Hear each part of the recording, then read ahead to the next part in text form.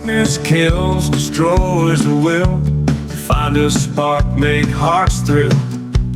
Hear the tales of time so grim. Shine a light, don't let it dim. Heather Brown downtown, bound. True crime story she's found. In the shadows, secret stay. Need a light that finds the way. Welcome back to another episode of Defeating the Darkness. True crime stories with downtown Heather Brown. That's me, your host. I'm a former homicide and sexual assault prosecutor, and I am here for the third episode, 3 out of 3 of the story about Hossein Nairi, Kyle Hanley, and Ryan Kevorkian, 3 men who kidnapped Michael and Mary out of Newport Beach. Michael was a marijuana dispensary owner. They took him out to the desert. They tortured him, tasered him, whipped him, beat him, shocked his genitals with a taser, and then cut off his penis and poured bleach all over his entire body. Diabolical crimes. Detective Peters is telling us about how he solved this caper and brought these animals to justice. So we're getting right back into the story. Go back and listen to 1 and 2 if you haven't heard it. Back to the story. So now you have just zeroed in your focus. You have Kyle Hanley. We had him all along because of Mrs. Kravitz. Then you have Courtney, we now know is Hossein's wife, who's involved, and she's turned, we think, from Team Nairi to Team DA. We now got a lead on Naomi Rodas. We did some research. We found she had rented a van. She ordered surveillance equipment and she bought some guns.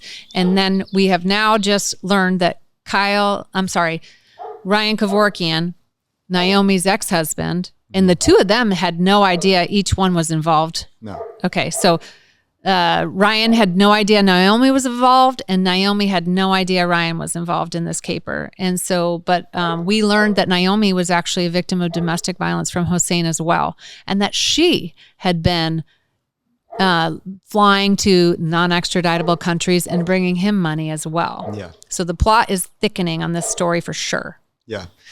Okay. So it's good. Like now at this point, we have Ryan in custody. We have Naomi in custody. Courtney's working with us. And then like the interesting thing too, the dogs are going mad in the neighborhood. Go ahead. Oh, sorry. Yeah. Can you hear them? No. Sorry.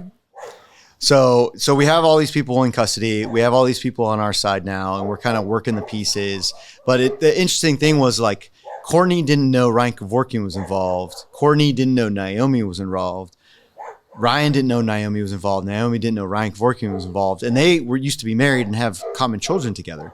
So like at some point, okay, then who's the puppet master at this point, right? And it's Hossein. And who's gone? Everybody's in jail but him. He's the one living a free life, doing whatever he wants. And at this point, we learn through Naomi and through Courtney that they're flying to non-extraditable countries and bringing them cash and meds and clothes. And then at some point, love affair and more domestic violence against Naomi Rodas in Turkey or wherever it was. And it's just a mess. It's just this chaotic mess. But the one like bright spot is we have an opportunity now. He likes to travel. So he traveled to Dubai. He traveled to Turkey. He's meeting these girls. He's getting kind of like FOMO and like doesn't want to stay in Iran all the time. He's still in contact with these women. So like, how are we going to figure out how to like get him out of that? How are we going to ruse him out of Iran? And how are we going to ruse him to an extraditable country? So the plan is in place. The entire team is on board.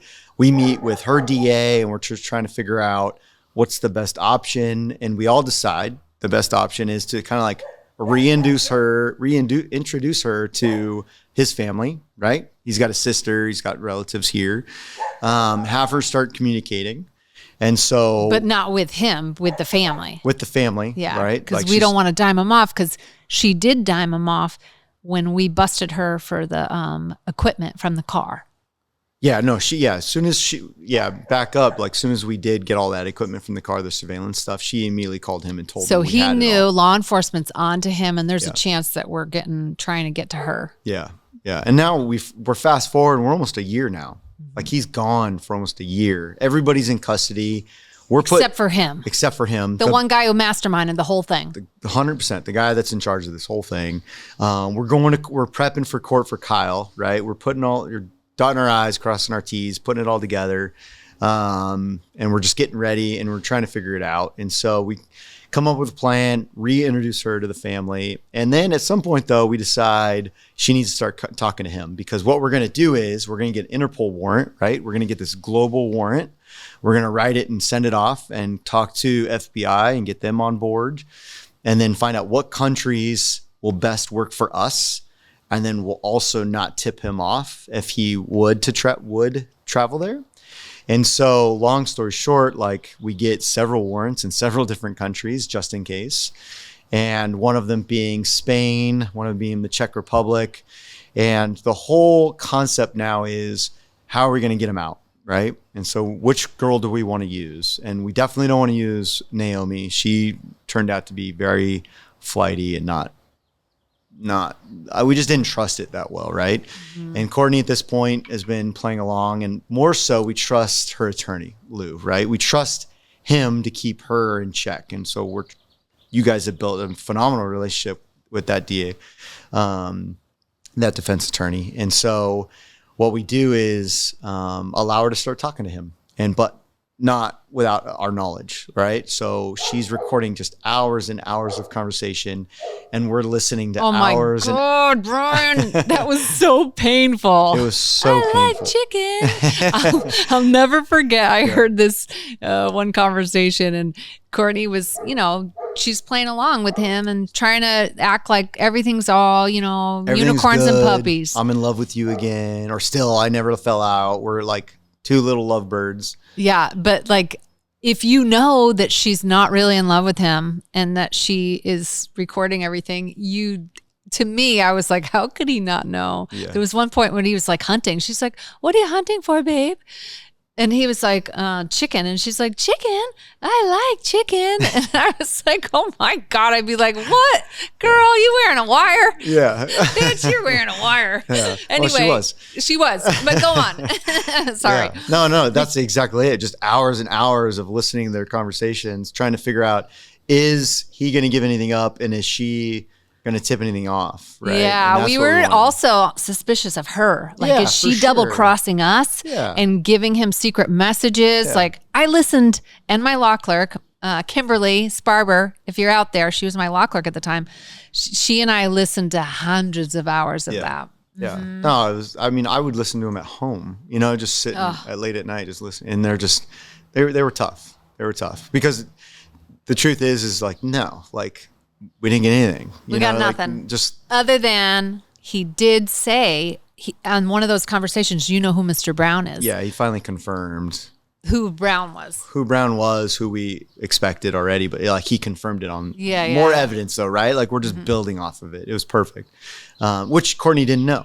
You know what I mean? He kept her out of the dark on that. And it also corroborated the fact she didn't know who Brown was, because we didn't really know that she didn't know. She could have been protecting someone. Right. But when he says, you actually know who Mr. Brown is on those conversations, I think it was then we were like, okay, she's telling us the truth about that. No, it was all coming together. And so we get, at the end of the day, we allow her to like come up with this plan to help him get a visa, help him get the travel visa he needed and identification he needed to travel in Europe. And she does all that. She sends it off. He gets it. And like, he's going through the process. And keep in mind, this guy, Hossein, is just, one, he's diabolical.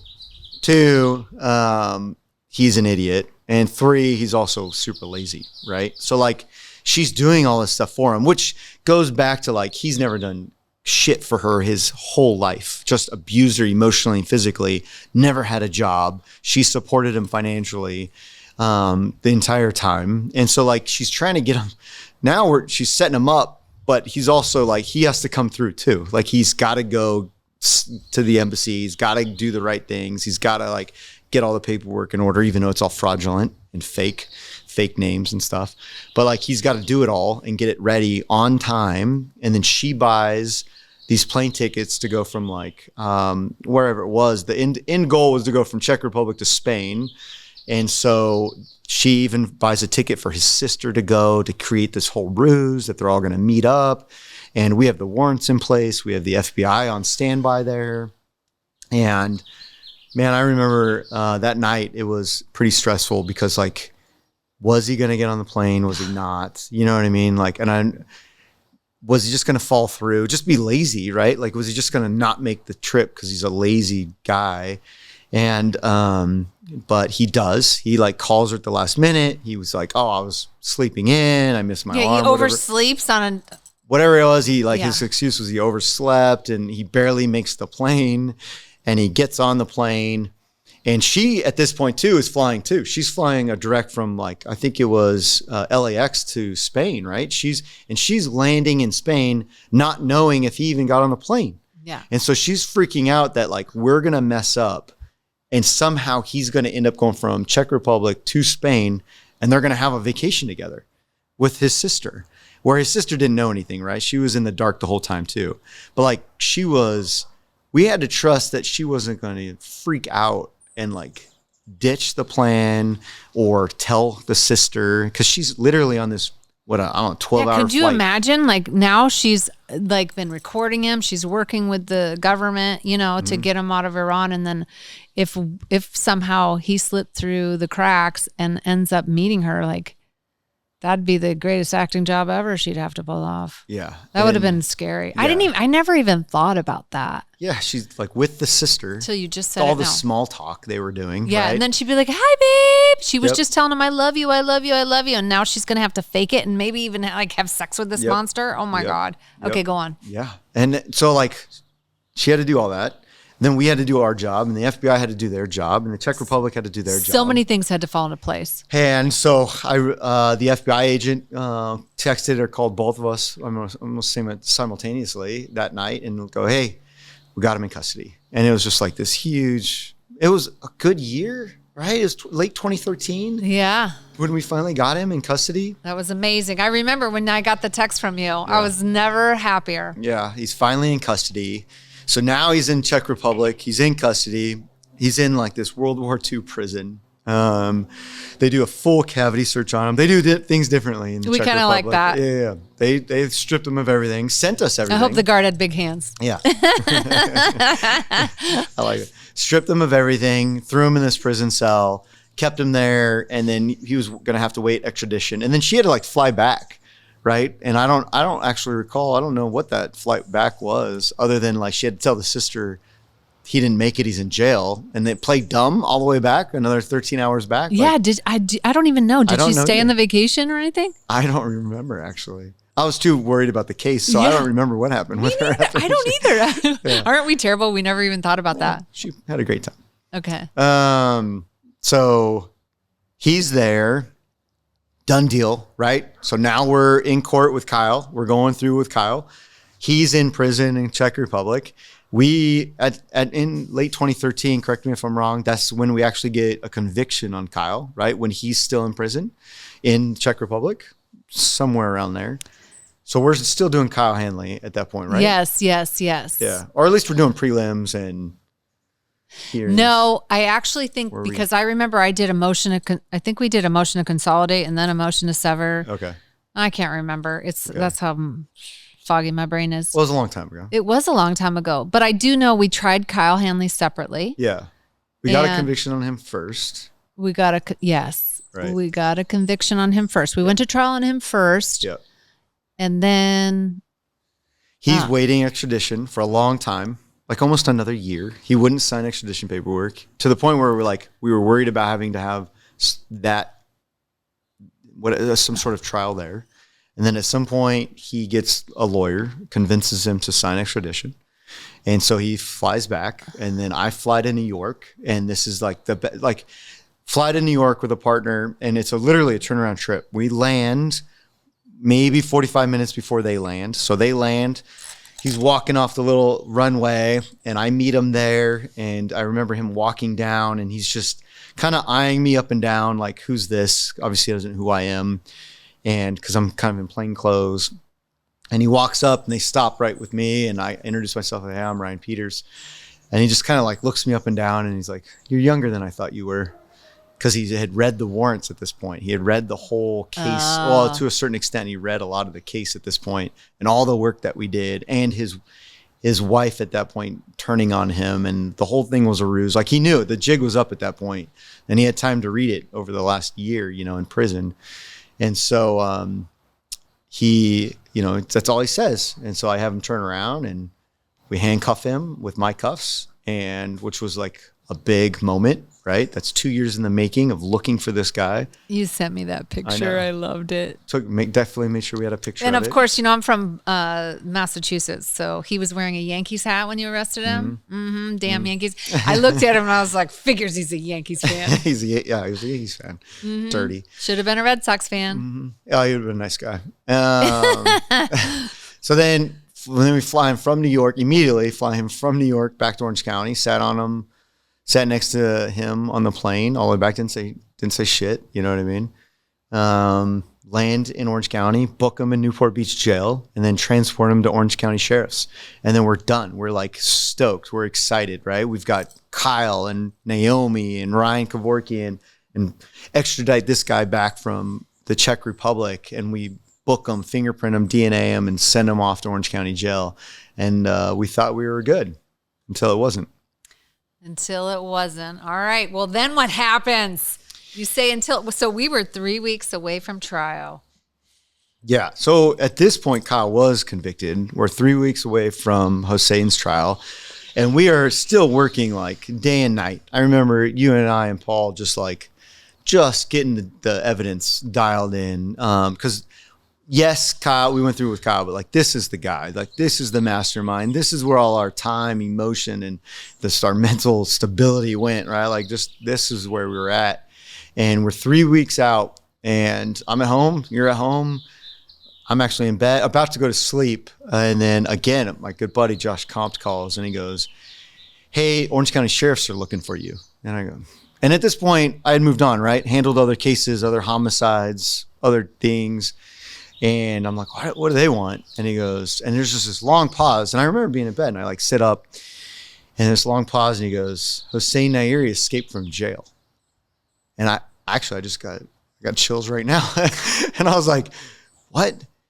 And he goes, "Yeah, they want you at their little command post." And I'm like, "Oh my God." And so I immediately called you. I know. I'll never forget that moment. I'll never forget that moment. I remember and it's weird because I don't always, I'm not like, when I was on search warrant duty, I would turn my phone on, my ringer on and everything. But sometimes I forget when I get out of court. I usually have my ringer off. Yeah. But I used to be obsessed with that game, Words with Friends. And I fell asleep trying to find like a really fancy word to get the most points. And it was, my cell phone was right on my chest. And I could feel it, like, woke me up. And I answered your call. And when you said those words to me, Ryan, you were like, "Hossein Nairi and 2 others just escaped from Orange County Jail." I sprang out of bed like Santa Claus, okay? I flew out of bed, and I was like, "Are you fucking kidding me right now? Yeah. Please tell me you're kidding me. Like, please tell me this is a joke." I was like dread and panic kind of fell over me. Well, then I followed it up with them telling us like he had printed out photos of you and Matt, and he had maps. And it was a terrible photo too. Yeah. I was 8 months pregnant in that photo, by the way. I was so vain. I was like, "Look how fat I look in that photo." I wasn't worried like he's going to come kill me. I was worried about how I looked in the picture. But no, there was a real sense of, did he escape to go kill Courtney, you, Matt, me? Like, what is he doing? Who are these guys he's with who turn out to be these Vietnamese gangsters? A, how'd he do it? B, why? And C, how much time did he have? And what do we need to do to protect ourselves? yeah, I remember you saying, "I have a unit on my house. I think you should get one on yours too." Yeah. And I was like, "What? Like, he's going to come kill me?" And then I realized, oh shit, I could actually be in danger. Like, my family could be in danger. Yeah. So yeah, I appreciate the call. Yeah, no problem. And I literally, from that moment, started calling everyone I knew. I called Murphy, Yep. who didn't answer his phone. "Murphy, you bougie bastard." He's so bougie. No, he didn't even answer his call back then. I called Murphy. I called Lou. I called, and I started trying to call the lawyers for, I even called Sal Chula. I called Nairi's attorney to let him know. Yep. I called everyone I could get to answer the phone, which were very few and far between. Paul Kelly answered my phone, my investigator. He thought I was like drunk and I pocket dialed him or something. But I'm like, no, I told Paul. And then Stan Barry from our office, he answered the call in the middle of the night. And so I did get, the sheriff's department came down, got a unit at my house, and then I went and started, I went to the DA's office and started making calls and trying to get protection for Courtney because I was really worried that he was going to kill her or Naomi. Yeah. And I couldn't get a hold of Lou and I couldn't get a hold of Courtney. So I called, I don't know if my investigator did, but we got LAPD to go knock on her door and tell her to go, get a safe place to stay. Yeah, the first like 3 hours of like finding out his escape, which we were 12, 14 hours behind. I think there was 16 hours behind before they realized that which he was they didn't gone. tell us. The sheriffs didn't tell us right away. Yeah. They told us pretty late in this thing. Yeah, that there had been a different story. That's another story for another episode. Yeah. Next time you come to town. Okay. But yeah, no, they literally, he was missing for about 16 hours before they realized he was even gone. And so we had no idea where he could be. It was very scary. Yeah. So the first 3 hours we were safeguarding Courtney. Courtney went to a hotel. You had protection. I had protection. They had a ton of details from Homeland Security, the FBI, marshals, their own task force, Orange County task force, their own task force. Everyone was looking for him. Everyone was on the run. They were banging down doors, doing their job. At that point, they knew they had screwed up, right? At that point, they knew what they needed to do, and they were trying to fix it, right? So they were putting all their resources into it. Sorry. So when I was... Go ahead. Keep going. Okay. Okay. So they had all these details. All right. So they had all these details, and they were putting all their resources into it, and they were trying to figure it out. And they were good, right? They were communicating with us. I even went and interviewed the ESL teacher that helped him get like the map of the school, and right? gave him pictures of me and Murphy and you. Yeah. I think it was all three of us. Yeah. And so not only that, she gave him the map of the not the school, the jail. Like she was helping him out, which I still to this day, I remember talking to her and just being so mad at her, just so angry. Like she was trying to play dumb. And I'm like, at what point did you not realize what you were doing or not doing? And two, English is his primary language. Yeah. It's not his second language. Like, why is he even in there? Yeah, he took like 172 hours of English as a second language when he spoke perfect English. Yeah, and I'm like, all he was doing was using her. Like he manipulates and uses women. And that's all he's done. That's all he does. Over and over and over. And so he found a weak woman and he was using her. And so he's a full piece of shit. And so the first 3 hours were stressful, like we were talking about. But then they quickly realized like, hey, yeah, he's moving north, but he is kind of looking for her. I guess there was information later, found out that he was like looking up like white pages at the time, trying to find Courtney Shigarians in the area, which wasn't panning out, obviously. Trying to find Naomi. Yeah, trying to find Naomi. He was creeping on a woman by the name of Naomi Kay's house. Yeah. But she had actually, I think she had changed her name back to her maiden name or something. So it wasn't her. It was a different Naomi Kay but had video surveillance footage of him creeping in the windows. Yeah. No, he was hunting for sure. Yeah. And that's what I mean, I've said this before, but it does feel weird to go from like hunting to being the hunted.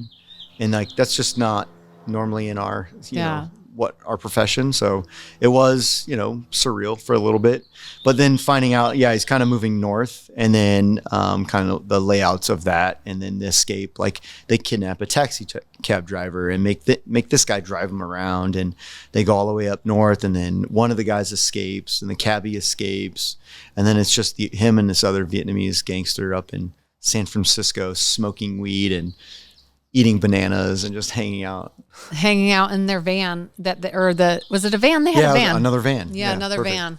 So, what you were saying about that. So like to be hunted, and I don't know if he was actively looking for us, but it sure was scary thinking he would. 'Cause I know I was terrified and just worried, just for retaliation or, take us out. Some people think that if you kill the prosecutor or you kill the detective, it'll end case, but it won't. They'll just replace us with someone else. But I remember I got my CCW expedited. And so, I'd be sitting out here trying to, drink a glass of wine outside and like worried, like, somebody was going to pop out of the bushes. Like it was very that first night, I thought because of the crime he hid in their attic. Like that first night, I honestly was like, I'm going to check my attic. Like I totally did. I was like, I've never lived through this before. You know what I mean? Like this is new. I've had guys on the street for 20 plus years, like mother F me and say they'll kill me. And you just kind of write it off. You're like, yeah, whatever, dude. But this is the one guy you're like, no, he might actually do it. Yeah. I was super upset about him escaping. Well, for many reasons, right? Obviously the concern I had for the victims and the witnesses in the case and then us. But when he was arraigned, when you got him back from Iran, from the Czech Republic after he was extradited, I went to his arraignment and I told the sheriffs, like, double, triple lock him down because he's a flight risk. So when I learned that he escaped, I was shocked. I was upset.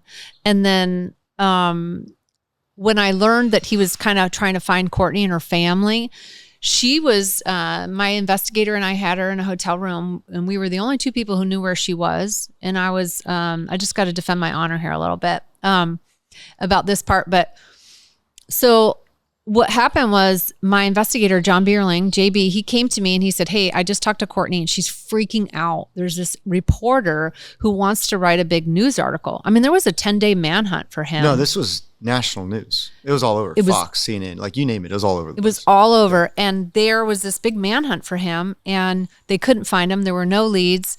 And so that morning, Matt Murphy had called me. Murphy, I'm busting you for getting me in trouble on this one. But Murphy said to me, hey, the sheriffs have no leads. They don't have any leads on where he is. And we need to alarm the public and get the public to start like calling in and giving us tips and people to be on the lookout. And you're the girl to do it, right? I'll never forget that. So Murphy tells me to talk to the news and tell them. So I did. I had a interview with Michelle Geely. And she asked me, they questioned about the escape. And I was like, you know what? This is a result of some propositions that had just been passed. I was like, the jails are overcrowded, underfunded. And this is what happens when you have hardened criminals who have nothing but time on their hands to do. They have nothing but time to think about bad things or escaping, right? Yeah. And it really was, I thought, a result because they had changed it so that like hardened criminals who were supposed to be in state prison were now being housed locally. And they were putting them in these dormitory style settings because they didn't have the room and the space. They were just truly overcrowded and underfunded, and they didn't have enough deputies either. And I really felt like that's why he was able to escape without detection. And so I didn't really know how they escaped. I didn't know the details of rappelling off the roof. I didn't know any of those things when I was being questioned about this because I was too busy getting my CCW and worried about like not getting my head chopped off. So when my investigator told me about Courtney being harassed by a reporter who wanted to write a big article with her, diming her off and her name and everything, I thought, oh my God, this poor girl or whatever, like, let me call this reporter and see if he'll write the piece, but without her name. Just say his wife and not name her because she was still in harm's way. Yeah. And so when that reporter reached out to me, when I called him back because he wanted to call back, I said to him on the phone, hey, I'm asking you like one human being to another, like you did father to father with Courtney's dad, one human being to another. I'm telling you that you're going to put this girl in harm's way if you write this report. Could you just like write it and put his wife or something without naming her? And so when I said that to him, he goes, well, what do you have for me? What do you have for me? And I was like, what do you mean? What do I have for you? And he goes, well, what do you know? I go, I don't know. What do you want to know? And he goes, well, what were your, he goes, oh, are you calling for a sheriff's investigation? And I said, no. I go, I don't even know how he escaped. I mean, certainly we have questions about the escape because, we want to figure out how he escaped so it doesn't happen again. We certainly have questions. And I said, but I don't even know how he escaped. And then he goes, well, what were your first thoughts when you learned he escaped? And I was like, when I got that text, right?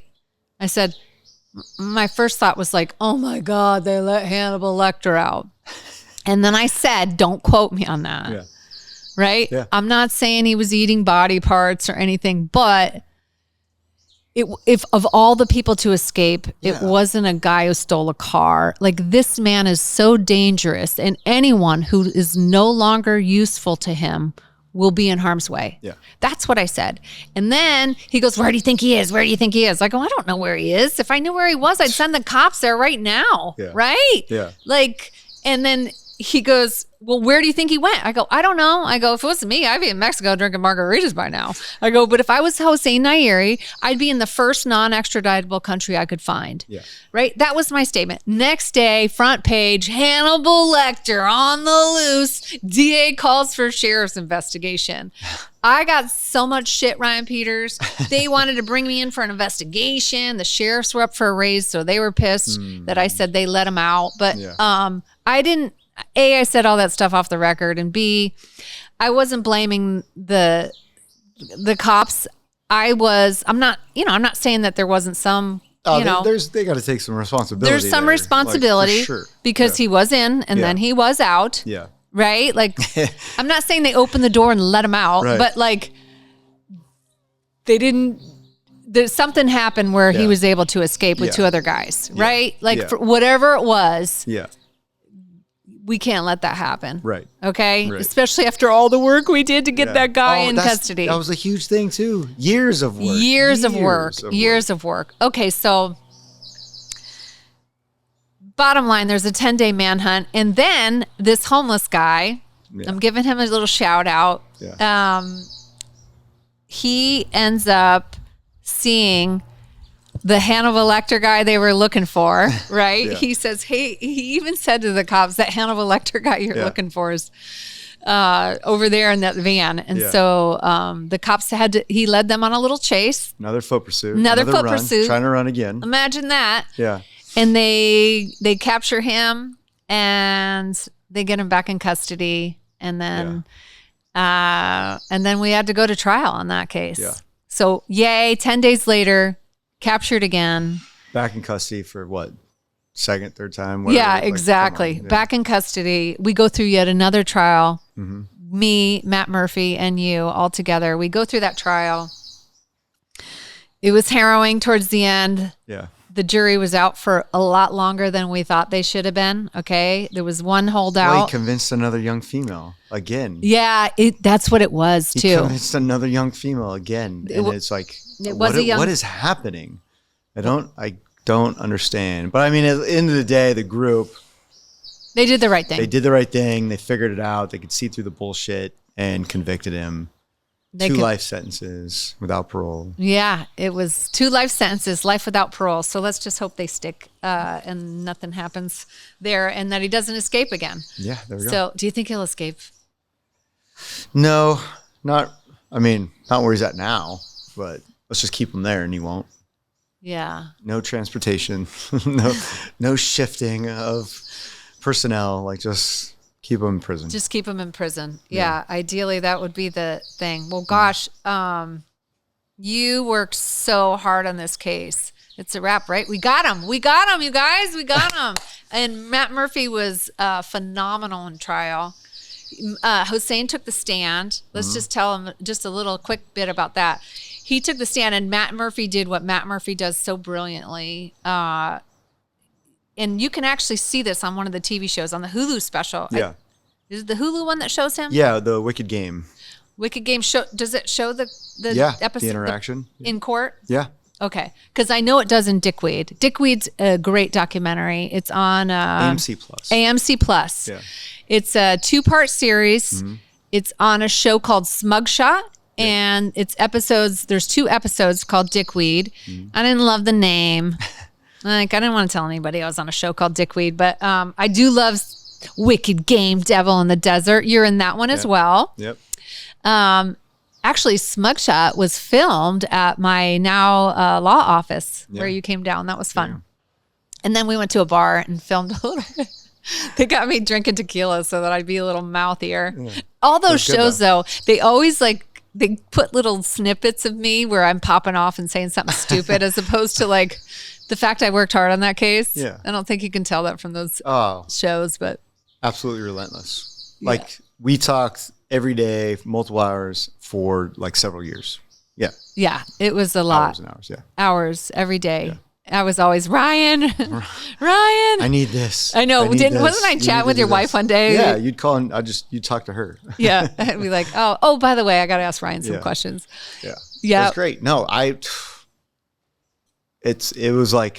was a career case, which I mean, it became that even though no one died. You know, I've handled homicides, or crazy SWAT callouts, or saving kidnap victims, but like this one. It had so many legs. It's just even like we just did a 3-part series on this, and even still, like the drama and the twists and turns, like still didn't get into it. You know what I mean? Like this is. Oh, there was so much more we could have talked about. We could talk for another 5 episodes, but I know you got to get back to Nashville. But so if you listeners love that story, it's an amazing story. There's so many ways that you can read about it, watch it, get some more juicy details about it. Ryan's book Left, from his amazing publishing company, Lady Justice Press. You can read this book. That's Ryan's own version of the story that you also heard today. You can watch the show Dickweed, which is on Smugshot on AMC Plus. Yep. You can watch the show Wicked Game, Devil in the Desert. It's going to be on PD True. You weren't on that one, but I was. There's going to be a show, PD True, that's coming out about it. Everybody wants to talk about this case, which is funny because, like you said, I've handled a ton of like murder cases and sexual assault cases that were even more near and dear to my heart, but didn't take as long and didn't have as many legs to it, but still just as important, and nobody wants to hear about those. They want to hear about this one. And there's so many other things we could talk about this, but there's your book. It was in Rolling Stone magazine, GQ magazine. There's a ton of places that you can watch it and learn more about this case. If you want to hear about it. And then I'm going to have you come back because I know you have 1,000 more stories about different cases. Sure. I'd love to have you back on the show. I'm yours. Okay, good. And just for the record, Ryan's single. I'm going to give him a little shout out for all you ladies out there. I know every time anybody watches a show, which for the record, I'm really upset about how Hulu made us look. Not you, because you always look fabulous, you and Murphy, but it was like the lighting. Why don't they do better lighting, Ryan? It's really upsetting to me. It's not my world. I don't know. I know. You're like, I don't care. Okay, so what was I just going to say? Oh, yeah. You're welcome. Anytime my friends come and watch those shows, they're always like, is your friend single? And so the answer is yes. You're single, right? Yeah. Okay. As of this moment, he's single. Anyway, I can't thank you enough for how hard you worked on this case, for your just tireless, relentless hours. I'm sure it affected you on a personal level, right? Absolutely. Yeah. You probably lost a lot of sleep over this case. And so, you did an amazing job. You and all of Newport Beach, just a bang up job. All of us, dude. It took all of us. It took a village to make this one happen and to bring justice to Michael and to Mary. Mm-hmm. And Mary was a fighter and a hero in this story as well. There's so many things that had to fall into place for both of them to survive this horrific crime, for Michael to be able to flourish in his life now, and Mary as well. And, just God bless all of you. I think you're amazing. Thank you. And I'm one of your biggest fans. So make sure you buy his book at Lady Justice Press and watch him on all these amazing shows. He's even better. Well, you were awesome here today to do. Thank you. So thank you so much for the light that you shined in bringing justice to Michael and Mary for this case. Yeah. Thank you. You're the best. All right. That's a wrap. If you loved listening to this, I'd love to hear from you in the chats. Feel free to comment on YouTube. I'd love that. Be sure to follow, subscribe on all the different platforms in which you can listen to this podcast so we can keep on bringing you some more episodes and some more fabulous stories like Ryan Peters told us in these last 3 episodes. Until we meet again, if you can't find the light, be the light like Ryan Peters. He's such a badass. He's an amazing detective and author and publisher, and he's just incredible. And we're so happy and thankful that you came with us. Thanks so much. We'll see you next time. So long now.